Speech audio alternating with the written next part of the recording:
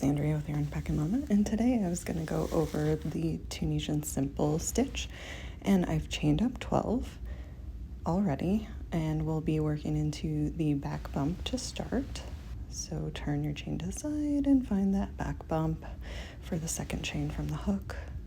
Going to yarn over, pull through, and then you're going to go ahead and work into each of the back bumps until you get to the end, collecting those chains.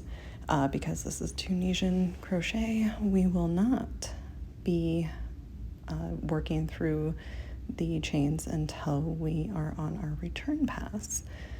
For the forward pass, you're just collecting loops. And another thing about Tunisian crochet is that it's really best to work with a hook that is straight, and that's why I'm using this metal hook that doesn't have a ergonomic grip on it, because to collect the loops you need that straight and open space. And another thing about Tunisian crochet is they usually have specialized hooks that are much longer, because the width of your project is dictated by how long your hook is, and that's why you will see Tunisian crochet hooks with cables. It's because if you want to work a bigger piece like a sweater or a blanket, you need that additional space. So we're coming up to the end here, and on the end we're going to work through that final back bump, which is coming up. And once we work through that, we'll be doing our return pass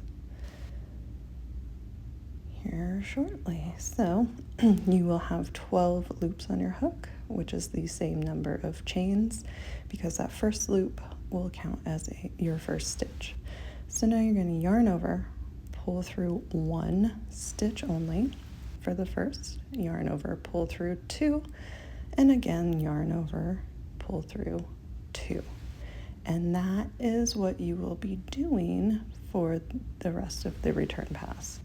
Yarn over, pull through two until you reach the end.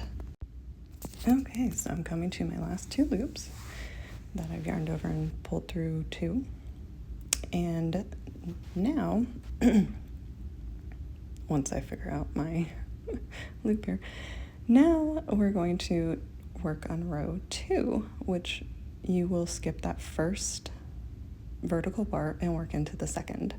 And then that's all you're going to do, is go into the vertical bars, yarn over, and pull through all the way until the end. And at the end, it's going to be worked a little bit differently. So I'll meet you up there.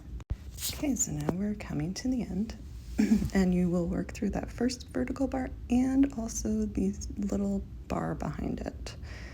And that is your second row. So now for the return pass, again, it's yarn over, pull through one for the first, yarn over, and then pull through two for the rest of the way until you get to the end yet again. And that's really all there is to this Tunisian simple stitch. It's really that simple. So I'm going to work up a few more rows, and then I'll meet you back up to show you how to do a slip stitch bind off. So now I've worked a few rows, and I'm going to perform my slip stitch bind off. So just like before, you're going to work into the second vertical loop, and you're just going to yarn over, insert your hook, yarn over, and then pull through both loops on the hook to make a slip stitch, again. So that's all there is to that. So yeah, insert your hook into the vertical bar, yarn over, and pull through both loops. And that's what you're going to do until you get to the end. And just like before, you will see that when we're working the end, you work through that first vertical bar and also the little bar right behind it, and then you pull through all of the loops on your hook, and that's it. That will make a nice even edge and finish it off. instead of having it look wonky like it does before you do that. And this is what the Tunisian simple stitch looks like when it's all done. You have these vertical bars on the front, and then on the back, you'll notice that my work is curling up a bit, but on the back you will see that it looks a bit more knit, like in nature. And that's it. That's really all there is. And thank you so very much for tuning in. And I hope that was helpful. And please stay tuned for more.